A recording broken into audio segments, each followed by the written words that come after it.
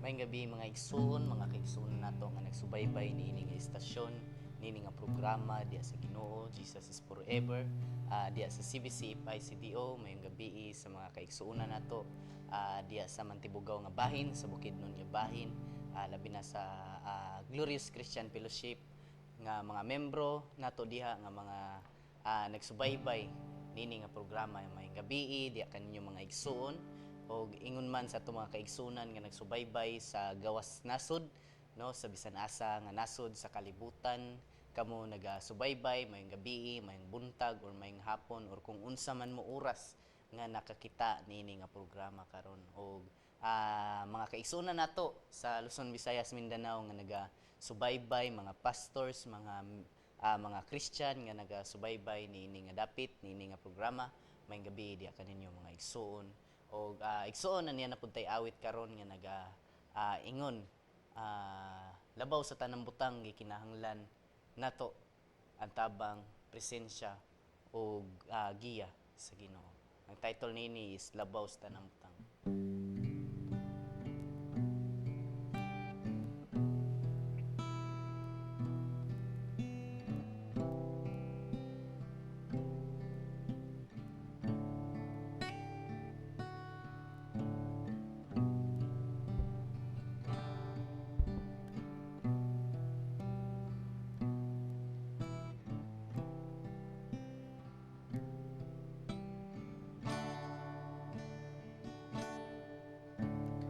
Magunsa man ang mga katigayuna,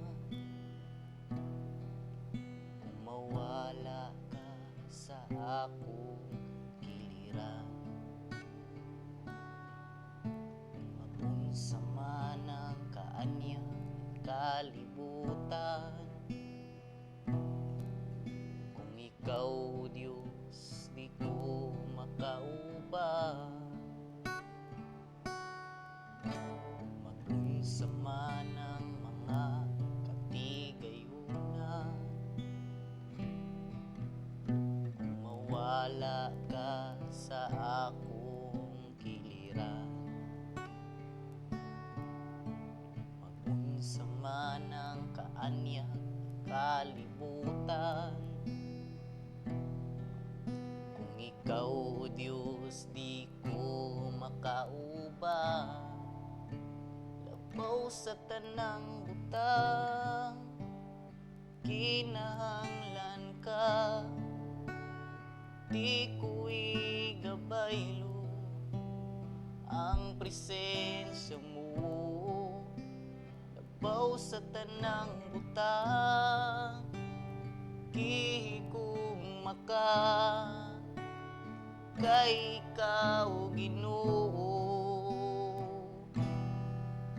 ang kinabuhi ko.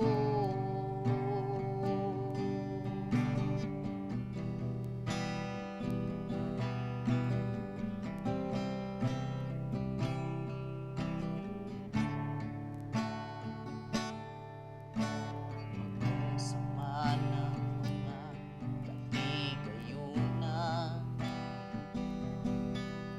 kung mawala ka sa akong piliran, magsama ng kaanyag ng kalibutan,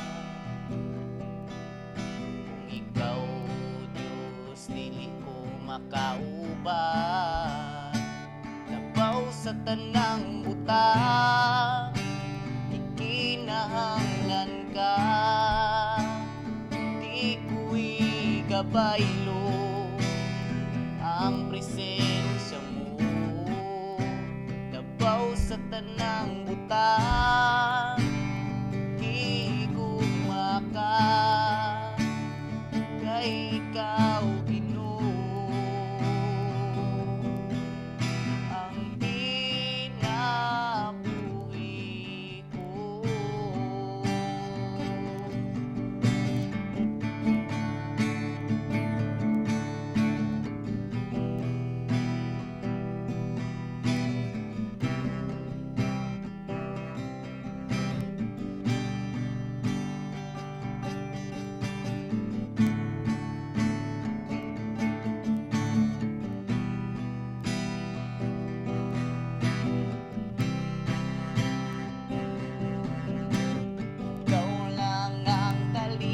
kalipay ko, ikaw lang ang paglaom ko, Diyos. O Diyos, kalinaw ko sa kanunay, kadampan ko sa kanunay, O Diyos. O Diyos, ikaw lang ang kalipay ko, ikaw lang ang kalinaw ko, O Diyos. O Diyos, kalinaw ko sa kanunay, kadampan ko sa kanunay, O Diyos. O Diyos.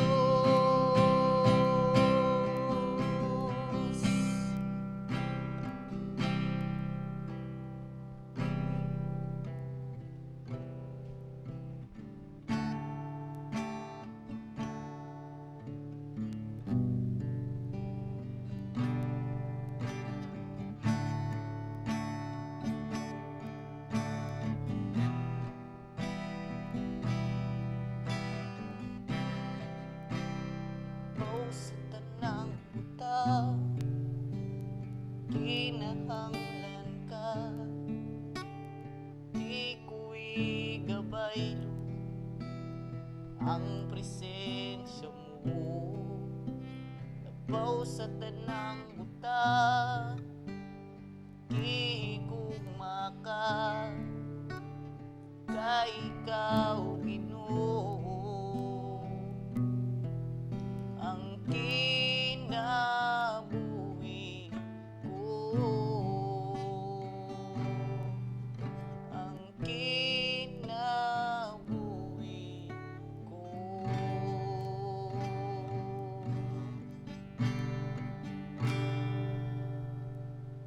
Maayong gabi sa tanan dalaygo ng Ginoo. Kumusta akong mga kaigsuonan dinhi sa Cagayan de Oro, ang tanan nga mga kaigsuonan sa 91st Psalm School of Ministry. Akong mga pangumusta sa matag usa ka nato no sa dalaygo ng Ginoo.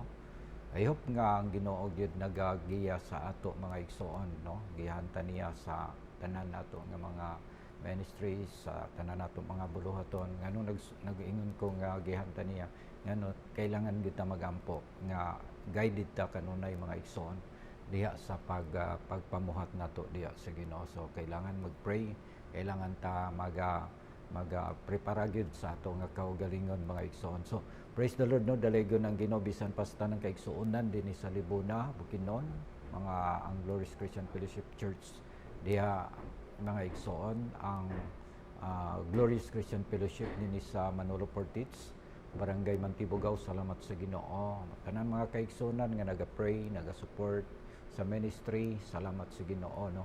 Og bisan pa ang kaning mga kauban nako nga mga chaplain, mga bishop, pastor, mga reverend, salamat sa Ginoo mga igsoon no, sa inyong prayers, support sa alagad sa Ginoo nga nagapadayon kining maong trabaho gimbuhaton bisan pa sa mga missionary, labi na kay Terry Moore no. Terry Moore, siyang pamilya, salamat Brother Terry sa suporta sa prayer og sa kining mga shout out.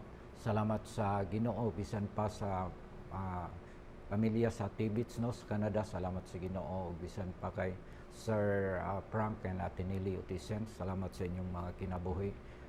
Tian Kuya, so salamat kaayo bisan pa sa kung sa mga negosyante nga nagapadayon gihapon no, daghan man mga alagad usab no nga nagahimo sa pagpaningkamot no, dili man na siya sala nga maga-business ka, maga-negosyo ka, at least lang kanang ang ministry sa Ginoo magapadayon mga igsoon diha sa imo no, sa mga investment, sa kanang nag-invest, nag-business, nag-negosyo.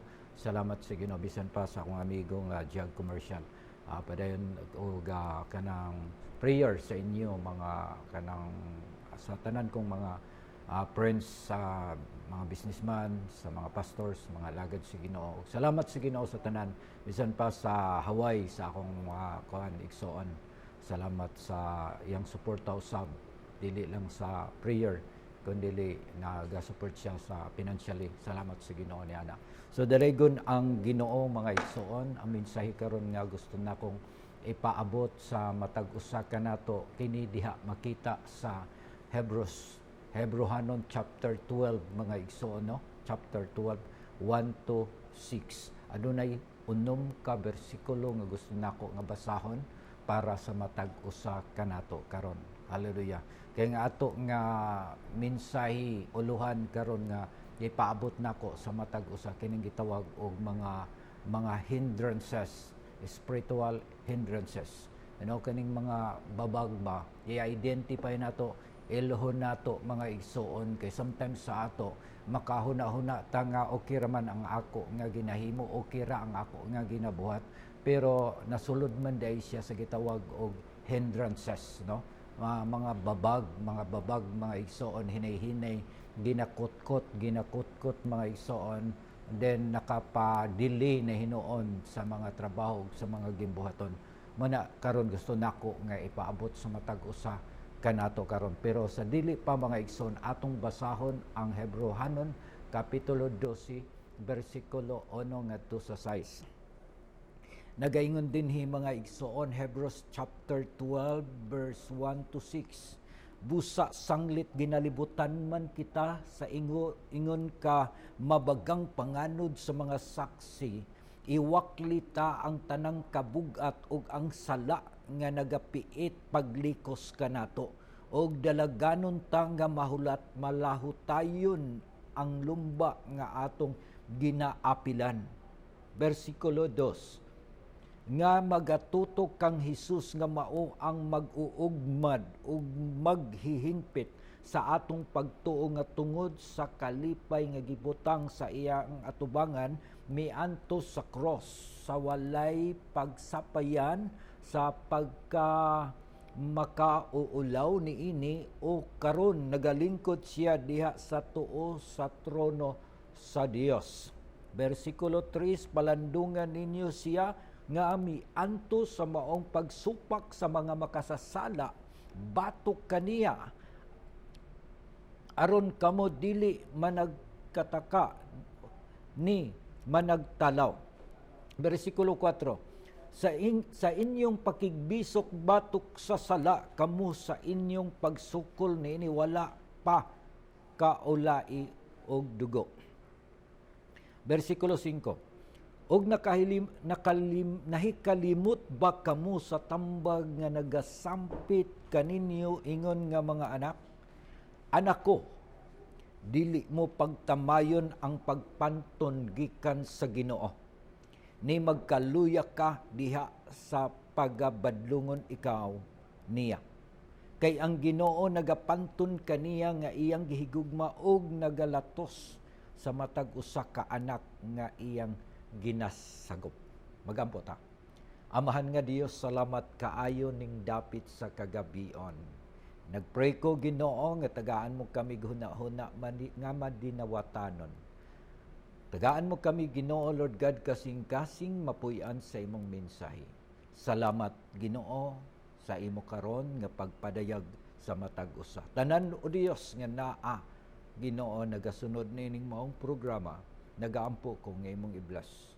Ayuhon sa ilang mga sakit, ayuhon sa ilang mga sitwasyon, ayuhon sa ilang mga problema, Ginoo, na ay mga solusyon niini.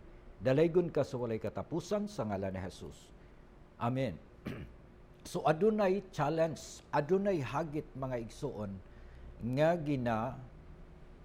hagit ang Hebrews, no? Ang Hebrehanon nga naay mga kining matulpab dili basta-basta ang atong pagpuyo, no? Sa ang atong pagkakristohanon, dili basta-basta, daghan ang nagalantaw mga igsoon. Daghan ang naga-observe, daghan ang nakabalo sa atong pagkakristohanon. Daghan, dili lang ato silingan mga igsoon, dili lang ato pamilya ang nasayod nga ikaw anak sa Ginoo, nga ikaw nagsunod sa Ginoo, kundi naapay daghan nga naglibot mga igsoon mabagang panganod sa mga saksi. Mabagang panganod sa mga saksi, mga igsoon, nga nagalibot kanato, nagalantaw kanato, nagatanaw kanato, mga igsoon. Busa adunay awhag, mga igsoon, niini nga iwakli nato ang tanan nga mga kabugat, no? Iwakli nato ang tanan nga mga kabugat ug ang mga sala nga nagapiit paglikos kanato ug dalaganon ta ang lumba nga malahutayon gayod kay mao kini ang atong ginaapilan. Amen. So ato dinhi mga igsoon mahibaw-an nga adunay spiritual hindrances. No, spiritual hindrances naalay walo kabutang, no, kung mahuman ako ni siya mga igsoon pag basa niini. Ang number 1 niini mga igsoon gitawag og worldly allurements. Worldly allurements prevented the escape of Lot's wife. Okay? Nakita nato dinhi mga igsoon Genesis 19:26, adunay challenge, adunay hagit, adunay mando sa pagpangalagad ni Lot ug sa iyang pamilya. Panahon nga niabot ang dakong pagsulay, destruction sa Sodoma ug sa Gomora. Adunay word, adunay pulong mga igsoon nga gipaabot ang Ginoo ngadto sa pamilya. Why gichos nganong wala man masiluti kini si Lot ug ang iyang pamilya? Why? Because pinili sila sa Ginoo. Why? Because nagtuo sila sa Ginoo ni Abraham. Plus naa pa yung intercessors nga kanunay nagpray, kanunay nagampo nga si Abraham sa pamilya ni Lot. Mao na nga giadtuan gyud mga igsoon og anghel. Giadtuan gyud og kanang langit nung panon, mga igsoon. Giadtuan gyud, giusikan og oras, giusikan og panahon para lang adtuon, mga igsoon, og luwason ang pamilya ni Lot. Now, nganong naamanig gitawag mga igsoon nga worldly allurements. Kanang kawilihan nimo ba, gikawilihan, no? Ang gikawilihan mga igsoon nato, dili man ta makalimod mga igsoon nga naa gihapon kini sa ato nga gakawili kita sa mga gina-intrigar or ginapiyal kanato nga mga butang. Praise the Lord kung imong nailhan nga temporaryo lamang kanang mga butang nga gipiyal kanimo sa Ginoo. Temporaryo lamang, number 1, kanang imong kinabuhi mga igsoon. Temporaryo lamang kanang gipahulam sa Ginoo. Praise the Lord kung nakasabot ka ni ana. Praise the Lord kung ato na siyang nasabtan nga ang atong kinabuhi utang. Ang atong kinabuhi temporaryo lamang nga gihatag sa Ginoo kanato. So kini angayan natong ampingan. Angayan natong bantayan mga igsoon. Unsa man diha di man ta perfect nga naga-jeta, no? Naga-jeta ka unsay papasok sa imong lawas. Unsay pakaon sa imong lawas, di man perfect kay maski gani nag-eskwela, nagmedisina mga igsoon, di man gihapon naman gihapon kasipiyatan gihapon sa ilang pagkaon. Daghan man diha nga nag-eskwela medisina mga high blood man gihapon. Daghan man diha nga nag-eskwela medisina pero naa man gihapon gibati nga mga sakit mga igsoon. So ambot pasabot dili ta makalikay ni anang mga butanga. Di ta makalikay ni anang mga butanga. Pero ang pinakapuntos dinhi mga igsoon, worldly allurement prevented the escape of Lot's wife, no? Siguro adunay pagka daghan siguro na pundar kini si Lot, and then kini ang asawa mo itiga atiman or tig plano baka ha mo kay mostly ang mga planners sa balay kay mga asawa baya, no? Kinahanglan magpalitan ni ini, magpalitan ni ining mga butang, kinahanglan magpalitan ni ini, no? So ingana baya ang mga asawa, no? Ang bana ga-agree ra man na siya kay busy ka sa trabaho. Ang asawa gyud mo ga-planning diha sa sulod sa panimalay. And then ang nahitabo ni ini mga igsoon gisultihan sa angels nga dili maglingi. Ayaw paglingi hangtod mo abot ka sa imong destinasyon. Ayaw paglingi hangtod mo abot ka sa imong destinasyon. Mao na siya ang word nga gihatag sa angels sa pamilya ni Lot, no? Sa duha niya ka anak kay Lot ug sa iyang asawa. Pero sa wala pa nakaabot mga igsoon, ang asawa sila sa bukid nga dito ilang pagadaganan nga pwede na silang maglantaw mga igsoon ning lingi before pa wala pa sila kaabot ning lingi ang asawa mo nang adunay panghitabo mga igsoon nga dili wala gina-ekspektar ni Lot ug sa iyang mga anak. So ang nahitabo nahimo siyang haligi nga asin, no? Nahimo siyang haligi nga asin. Pag ang Dios nagmando kanato nga dili ta maglingi mga igsoon. Okay? Unsa may peligro mga igsoon na sa lumba sa dagan, pag once gusto kang mudaog mga igsoon, pwede nakapokus gyud ka diha sa imong pagdagan. Nakapokus ka, ayaw na istoryaha ka ng imong abay.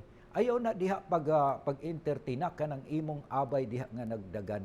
Focus ka sa daganan. Kay kung ikaw makig-istorya og imo pa nga tagaan og ganing panahon ka ng imo diha nga abay sa diha nga nagdagan kamo, posible nga dili ang focus nimo nga makaabot sa dagan, posible nga makaabot gihapon ka pero maulahi ka. Ngano man tungod kay disturb ka sa imong kauban. So kailangan tang nakapokus diha sa ato nga pag-alagad diha sa Ginoo. Dili na to awaton kanang nangalagad diha nga naglingi-lingi. Dili na to awaton kanang nag-compromise.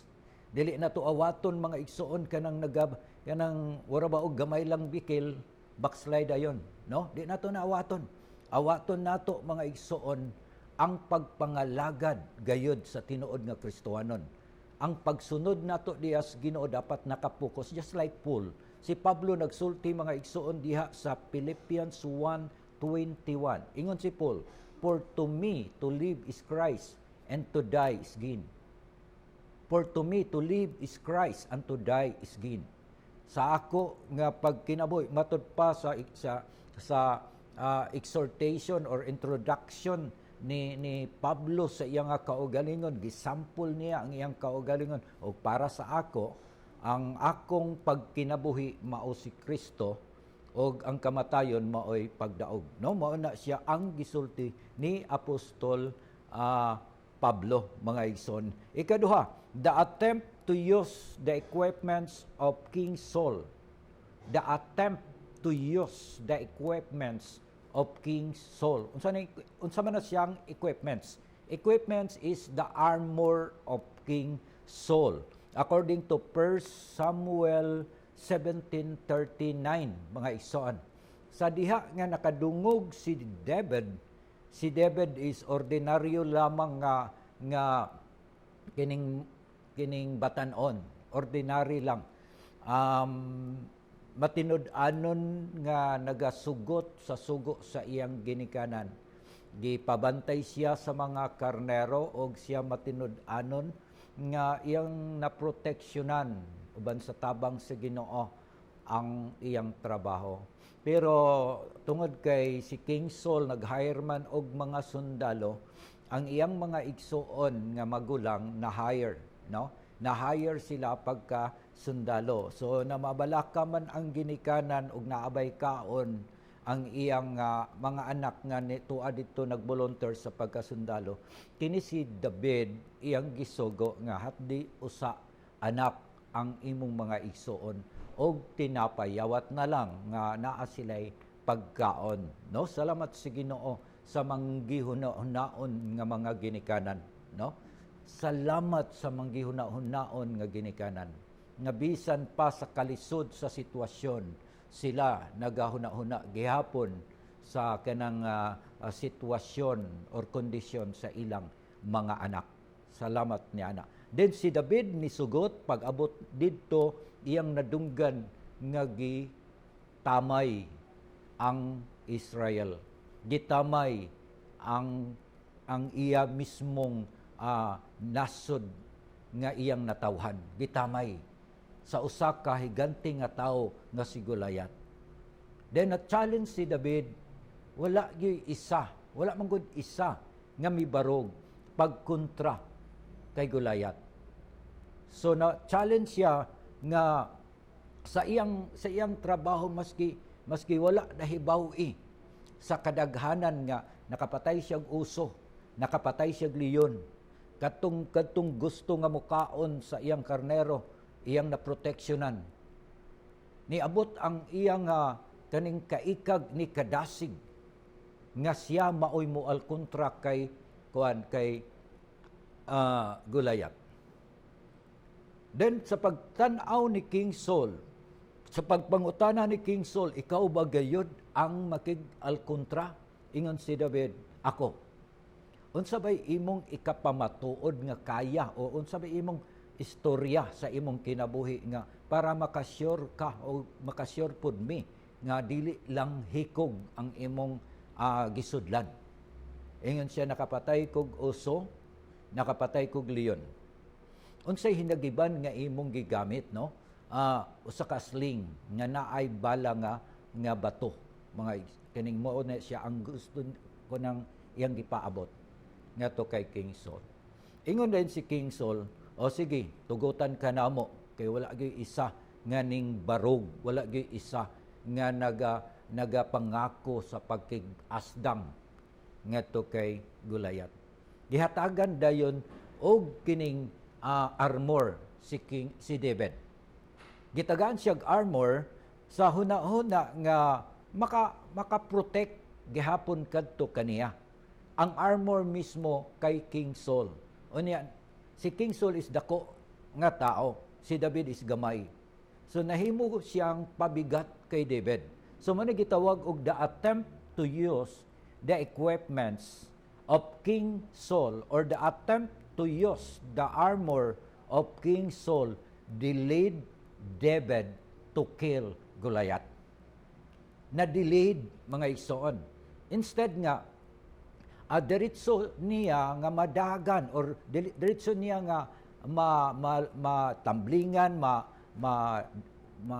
mahimo ang trabaho mga igsoon kay Goliath. Pero tungod kay naa pa may gitawag nga nagsuot-suot pa man siya atong maong equipments nga dili niya sukod, no?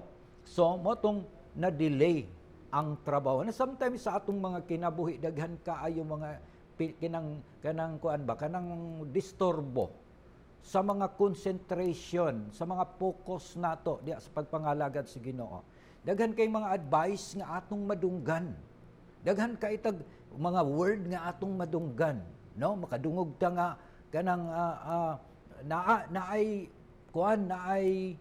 trabaho karon diha sa lugar nga lugar ngay trabaho diha, aduna natay evangelism, aduna natay pangampo sa masakiton, aduna natay krusada diha, and then aduna day advice nga ayaw lang sa mo pag-ana diha kay kanang wala pa permit, wala pa kuano, sakto man na siya mga igsoon nga ingana nga kanang wala kaning di pa ka maadto kay walay permit, pero kung ang Dios mismo mo'y nagsugo kanimo nga moadto ka anang dapita kay mag-evangelism, pwede naman siguro nga di na ka magkuha og permit, no? Nga anang balaya na ay ampuan nga masakiton. Dili man siguro moingon ta mga igsoon nga unya or ugma na lang kay busy pa ko karon. Ugma na lang kay daghan kog schedule karon. Unya kato di ay imong gaadtuan gakumatos na. No? Kailangan siyang adtuan mismo anang orasa. So, sometimes sa ato mga igsoon na mga kababagan diha sa atong pag-serve diha sa Ginoo kay tungod kay naay daghan mga interruption. No? Naay daghan dili nato na ikalimod nga ato na gyud nga maagian. Ato gyud na maagian. Wala pay perfect sa mga alagad. Daghan mga alagad na dunggan nako or nasaksihan nato gigamit gyud sa Ginoo. Daghan mga alagad nga anointed sila diha sa pagwali. Daghan mga alagad nga ilang prayer gidungog sa Ginoo. Yes, tinuod na siya mga igsoon, pero dili pwede nga himo nato silang idol. Dili pwede. Ang Ginoo ramoy atong alagaran. Instrumento lamang kining mga alagad. Instrumento lamang ang mga pastor nga gigamit. Dili man gamhanan si pastor. Butang nato sa atong hunahuna, dili si pastor ang gamhanan. Ang gamhanan si Jesus. O dili si pastor ang nagbuot. Ang nagbuot, ang Ginoo. Mo'y nagbuot. Dili atong pagbuot, kundi ang pagbuot sa Dios. Manang makaingon ta mga igsoon nga, salamat sa mga gigamit. Salamat sa mga alagad nga gigamit. Salamat sa mga pastor nga gigamit. Mga igsoon. Pero dili lagi si pastor mo'y gamhanan. Si pastor nag-agad lang sa gahom sa Ginoo. Si pastor nag-agad lang sa gahom sa Ginoo. Okay? So nakita nato dinhi mga igsoon na sometimes sa ato kinabuhi makapadili sa ato as leader, as pastor, as Christian. Kaya gitawag nga mga advices nga mga kailangan ka ani nga equipments, kailangan ka ani nga armor, and then mahitabo mga igsoon nga wala na gid hinuon ka nakalakaw. Nga naman tungod sa daghan nga mga kaning sitwasyon sa imo nga kinabuhi. Mga igsoon, salamat sa Ginoo tungod kay na-relate nato karon ang duha gid ka nga word or duha ka sentence, worldly allurement prevented the escape of Lot's wife, the Genesis 19:26, and the attempt to use the equipments of King Saul delayed David to kill Goliath. No? Salamat sa Ginoo mga igsoon. Tanan nga wala pa nagdawat kay Jesus nga personal nga Ginoo ug manluluwas sa inyong kinabuhi karon, akong awhag kamo no nga mosabat sa akong mga pagampo sa makadiyot. Amahan nga Dios, salamat ning dapit sa kagabion.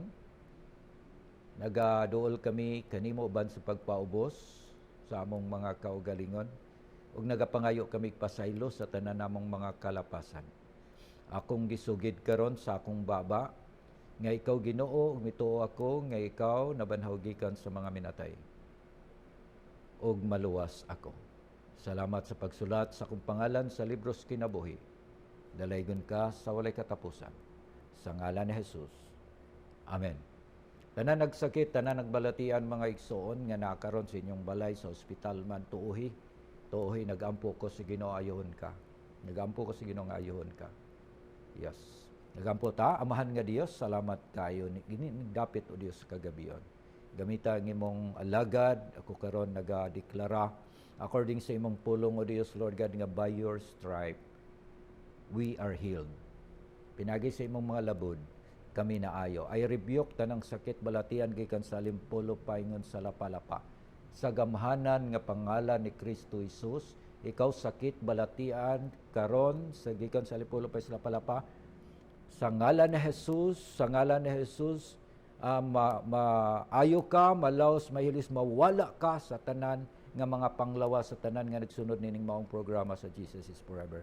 Sa ngalan ni Jesus. Lord, salamat sa kaayuhan, sa tanang sakit balatian, ug salamat sa kaluwasan. Dalaygon ka sa walay katapusan, sa ngalan ni Jesus. Amen. Wala antay panahon igsoon, hantod sa sunod nga higayon, ako na magaingon kaninyo, maayong gabi sa tanan.